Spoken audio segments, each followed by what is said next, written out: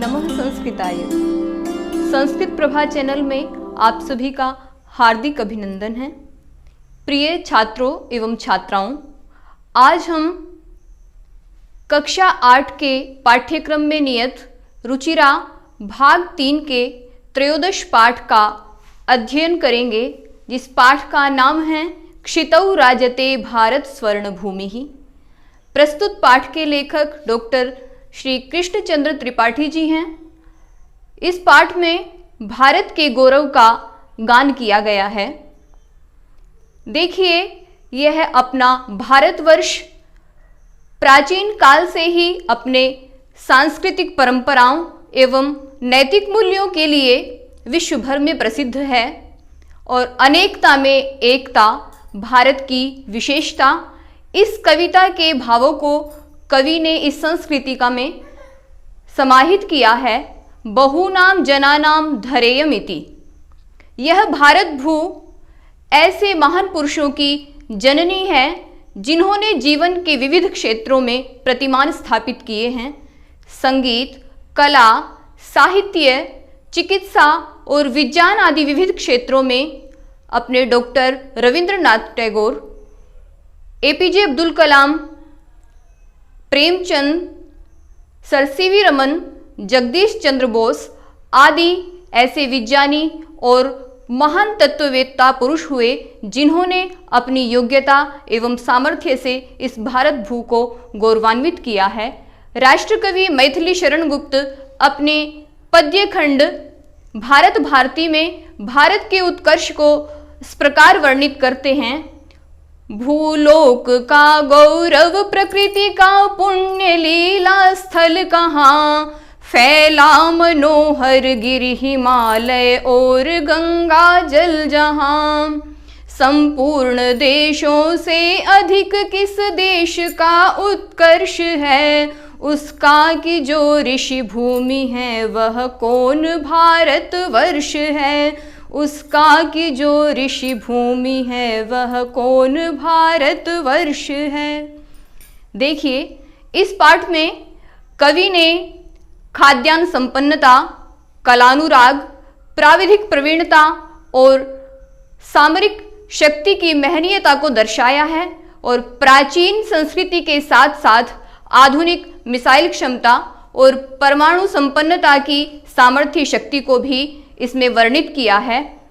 प्रिय छात्रों, इस कविता का हिंदी अनुवाद सरल हिंदी अर्थ करते वक्त हम देश के गौरव को अनुभव करें, इसी उद्देश्य से कवि ने इस पाठ का यहाँ संकलन किया है। आइए हम इसका सरल हिंदी अनुवाद आरंभ करते हैं।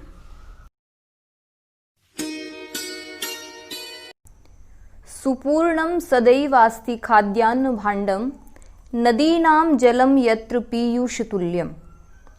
यत्र नदीनां जलम, जहाँ नदियों का नीर पीयूष तुल्यम अमृत के समान है।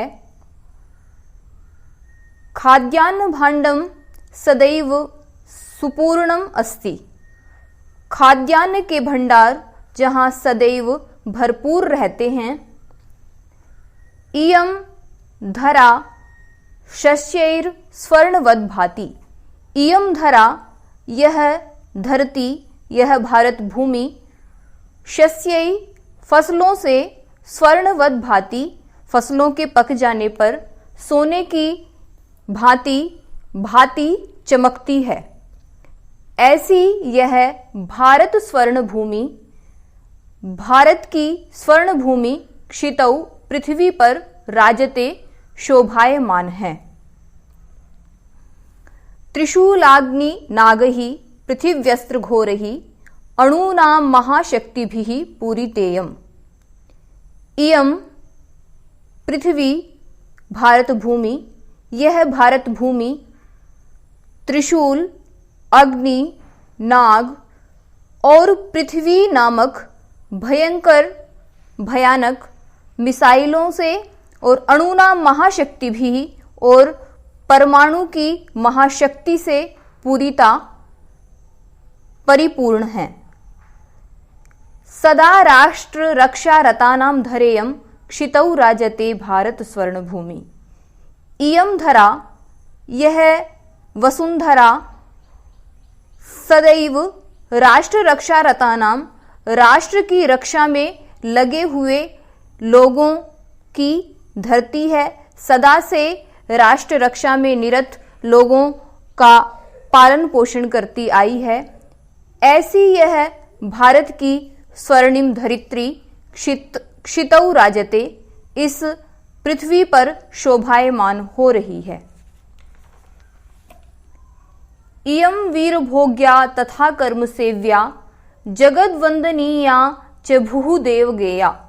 यह धरती वीरभोग्या, वीरों के द्वारा भोग करने योग्य है, तथा कर्म सेव्या, और कर्म के द्वारा सेवित है। जगत वंदनीया, संपूर्ण जगत के द्वारा वंदनीय है, पूजनीय है। देवगेया, और देवता लोग इसकी स्तुति का गान करते हैं। जैसा कि एक सुभाषित भी है, गायन्ति देवा किल गीतकानि धन्यास्तुते भारत भूमि भागे, स्वर्गा पवर्गास्पद मार्ग भूते भवन्ति भूयः पुरुषः सुरत्वात्। अर्थात देवता लोक भी इसकी महिमा का गान करते हैं और इस धन्य भारत भूमि पर जन्म लेने की आकांक्षा रखते हैं। सदा पर्वणाम उत्सवानाम धरेयम, ये इयम धरा, यह वसुधा सदा से ही पर्वणाम उत्सवानाम, पर्वों की और उत्सवों की धरती भूमि रही है। उत्सव प्रिया खलु मानवः, इस उक्ति की चरितार्थता इन पंक्तियों में सार्थक होती है कि मानव का स्वभाव उत्सव प्रिय होता है। तो यह धरती भी सदा पर्वों और उत्सवों की भूमि रही है। ऐसी इस भारत स्वर्ण भूमि, भारत की स्वर्णिम भूमि की क्षितौ राजते, इस पृथ्वी पर ऐसी भारत भूमि शोभायमान हो रही है। पर्व और उत्सव मनुष्य के जीवन में उत्साह को भरते हैं और पर्व और उत्सव में थोड़ा सा अंतर हम इस प्रकार कर सकते हैं कि पर्व किसी निश्चित तिथि पर मनाए जाते हैं और उत्सव जो होते हैं वो किसी आह्लाद के द्योतक होते हैं। जैसा कि यदि हमारे घर में किसी संतान का जन्म होता है तो यह एक उत्सव का रूप ले लेता है। इसी प्रकार किसी बिछड़े हुए बंधु बांधव से अचानक जब हमारा मिलन होता है तो यह भी किसी उत्सव से कम नहीं है। ऐसा इन पंक्तियों में उत्सव और पर्वों की महत्ता बताई गई है। इयं ज्ञानीनां चैव वैज्ञानिकानां विपश्चित जनानां इयं संस्कृतानां। प्रिय छात्रों, इन पंक्तियों में कवि यह भाव स्पष्ट करना चाहता है कि यह भारत भू प्राचीन काल से ही वैज्ञानिकों और ज्ञानियों, ऋषि मुनियों और संस्कारी और विद्वान लोगों की धरती रही है। इसी भाव को कवि ने इयं ज्ञानी नाम, यह ज्ञानियों की, वैज्ञानिका नाम, वैज्ञानिकों की, विपश्चित जना नाम और विद्वान लोगों की, संस्कृता नाम और जो संस्कार युक्त लोग हैं, जन हैं, यह उनकी धरित्री है। ऐसे लोग इस धरती पर वास करते हैं। बहूनाम मतानाम जनानाम धरेयम क्षितौ राजते भारत स्वर्ण भूमि। इयम धरा, यह धरा, बहूनाम मतानाम जनानाम अस्ति, बहुत मतों वाले लोग इस धरती पर रहते हैं। भारत की धरती पर अनेक मतावलंबी लोग निवास करते हैं। विभिन्न संप्रदाय, विभिन्न धर्मों के लोग इस भारत भूमि पर रहते हैं। ऐसी यह भारत स्वर्ण भूमि, भारत की स्वर्ण भूमि पृथ्वी पर शोभायमान या प्रदीप्त या दीप्ति को धारण किए हुए है, दीप्तिमान हो रही है। राजते, यह शब्द, यह क्रिया, यह धातु रूप राज्री दीप्तौ, इस धातु से बना है, इस क्रिया से बना है। इसकी मूल धातु है राजरी और उसका अर्थ है दीप्तौ, अर्थात यह भारत भूमि पृथ्वी पर प्रकाशित हो रही है, दीप्तिमान हो रही है, चमक रही है। राजते इस धातु के कारण से ही भारत भूमि की दीप्तता यहाँ हमें द्योतित होती है। राजते धातु के कारण ही भारत की जो स्वर्ण भूमि है वह प्रकाशित हो रही है। अगले पद्य में कवि ने कहा है, इयं शिल्पीनां यंत्र विद्याधराणां भिषक शास्त्रीणां भूः प्रबंधे युतानाम। इस धरती पर या यह भारत भूमि शिल्पियों की, अर्थात इस पर विविध कला संपन्न लोग जन्म ले चुके हैं और आगे लेंगे और वर्तमान में ले रहे हैं। यह भारत भू सदा से ही विभिन्न शिल्पियों की, यंत्र विद्याधराणाम, जो यंत्र विद्या में निपुण लोग हैं उनकी, अर्थात जो अभियंता लोग हैं, इंजीनियर्स जिनको बोलते हैं, उन यंत्र विद्याधरों की, अभियंताओं की, भिषक शास्त्री नाम, वैद्यकों की, और भू प्रबंधे युता नाम, जो इस भू प्रबंध में लगे हुए लोग हैं, अर्थात जो मैनेजमेंट का काम करते हैं, उन लोगों की धरती है। आगे, नटानाम नटीनाम कवीनाम धरेयम क्षितौ राजते भारत स्वर्ण भूमि।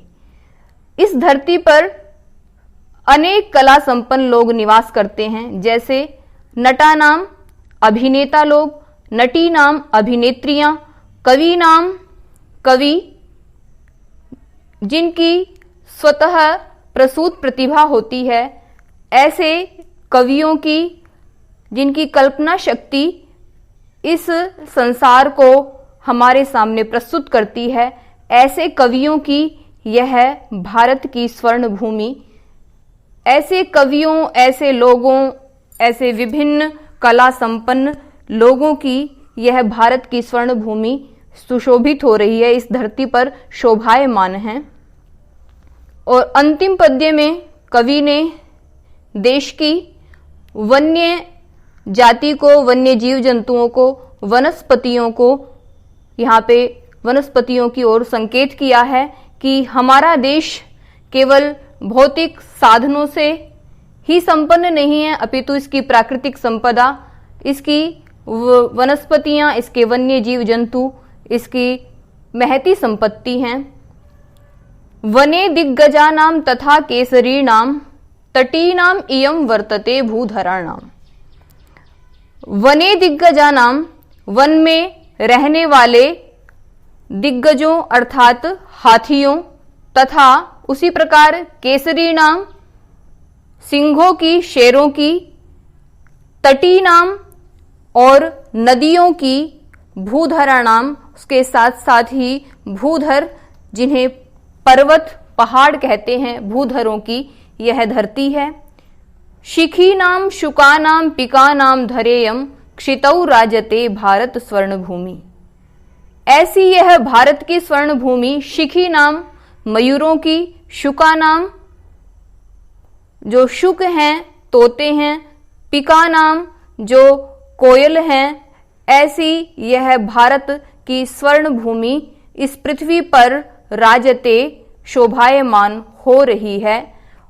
और इस अपनी विविध प्रकार की संपन्नता को लिए हुए यह भारत भूमि संपूर्ण विश्व में अपनी एक अलग पहचान बनाए हुए है।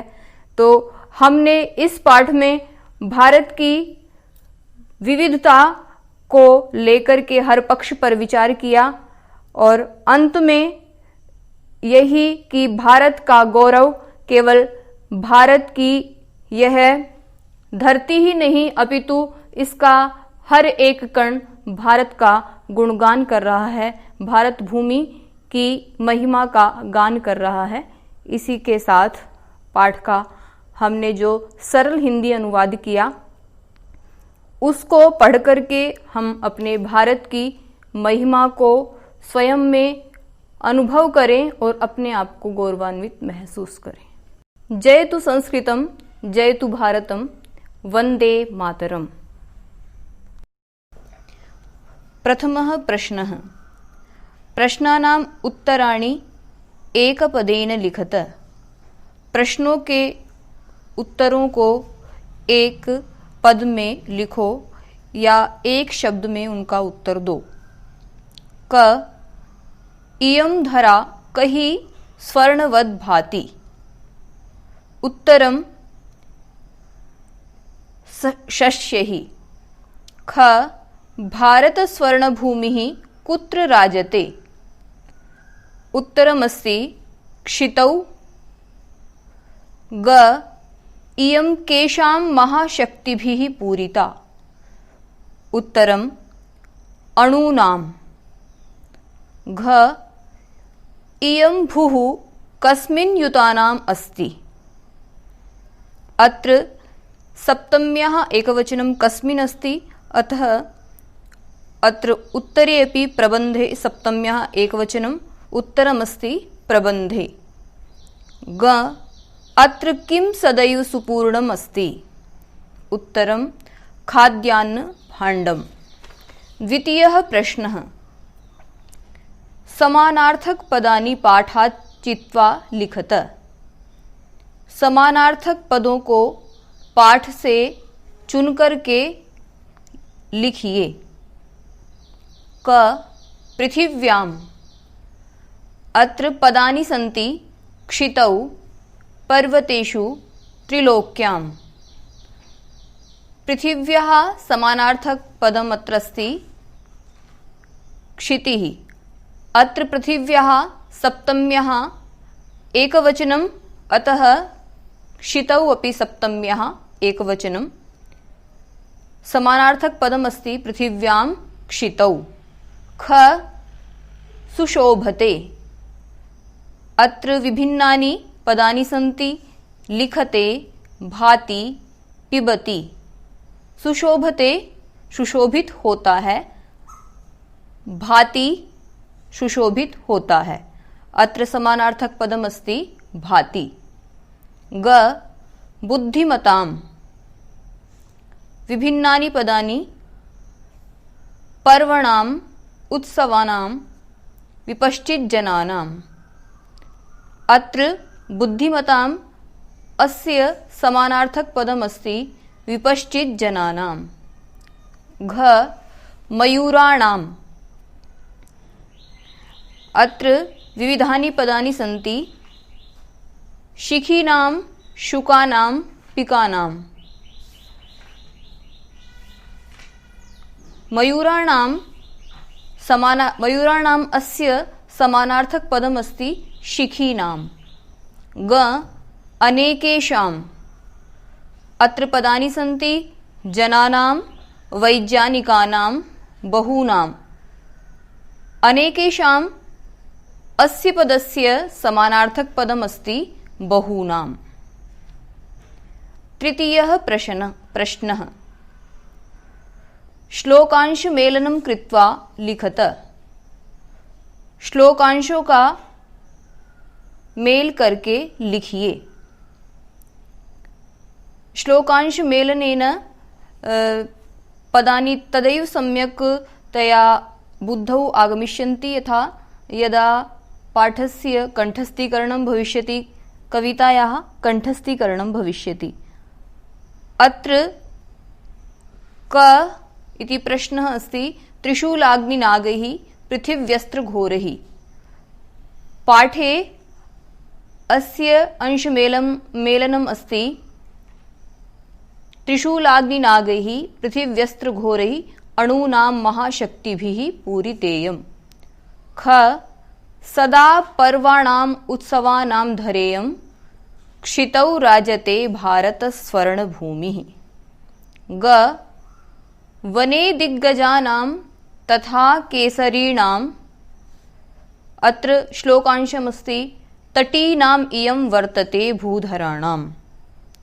घ सुपूर्णं सदैवास्ति खाद्यान्नभाण्डं नदीनां जलं यत्र पीयूषतुल्यम्। ग इयं वीरभोग्या तथा कर्म सेव्या। श्लोकांशम् अत्र जगद्वन्दनीया च भूः देवगेया। चतुर्थः प्रश्नः। चित्रं दृष्ट्वा उपयुक्तपदानि गृहीत्वा वाक्यपूर्तिं कुरुत। चित्रों को देखकर पाठ से उपयुक्त पद लेकर के वाक्य पूर्ति कीजिए। क अत्र एकं चित्रमस्ति, चित्रे एव सर्वाणि उत्तराणि सन्ति। चित्रं दृष्ट्वा अत्र उत्तराणि दातव्यानि देयानि सन्ति। क अस्मिन् चित्रे एका काप् वहति, नदी वहति। ख नदी पर्वतात् निस्सरति। ग नद्याः जलं कथं भवति? नद्याः जलं शीतलं भवति। घ किं सेचनेन सस्यसेचनं भवति? नद्याः जलेन सस्यसेचनं भवति। ग भारतः केषां भूमिः अस्ति? भारतः पर्वाणां भूमिः अस्ति। पंचमः प्रश्नः। चित्रों को देखकर कोष्ठक से उपयुक्त पदों को लेकर वाक्य पूर्ति कीजिए। अत्र पदानि सन्ति। अस्त्राणां, भवति, अस्त्राणि, सैनिकाः, प्रयोगः, उपग्रहाणां। क अस्मिन् चित्रे अत्र रिक्तस्थानमस्ति, पश्चात् दृश्यन्ते। क अस्मिन् चित्रे अस्त्राणि दृश्यन्ते। ख एतेषाम् अस्त्राणां रिक्तस्थानं युद्धे भवति। एतेषाम् अस्त्राणां प्रयोगः युद्धे भवति। ग भारतः एतादृशानां रिक्तस्थानं अस्त्राणां प्रयोगेण विकसित देशः मन्यते। घ अत्र परमाणुशक्ति प्रयोगः अपि भवति। भवति इति रिक्तस्थानं, भवति रिक्तस्थाने आगमिष्यति। ग आधुनिकैः अस्त्रैः रिक्तस्थानम् अस्ति। सैनिकाः अस्मान् शत्रुभ्यः रक्षन्ति। च पूर्वं रिक्तस्थानं। चित्रे दृष्ट्वा अत्र पदमागमिष्यति। उपग्रहाणां सहायतया बहूनि कार्याणि भवन्ति। षष्ठः प्रश्नः। चित्रं दृष्ट्वा संस्कृते पञ्चवाक्यानि लिखत। अत्र दीपावली पर्वणः चित्रमस्ति। तच्चित्रं दृष्ट्वा अत्र पञ्चवाक्यानि एवं भविष्यन्ति। प्रथमं तावत् अद्य दीपमालिका पर्व अस्ति।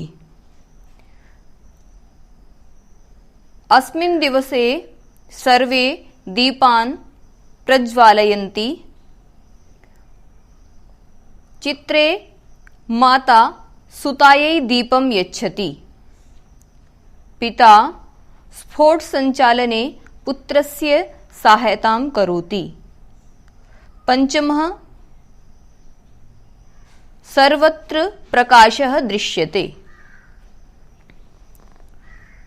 षष्ठस्य प्रश्नस्य द्वितीयः भागः। चित्रं दृष्ट्वा संस्कृते पञ्चवाक्यानि लिखत।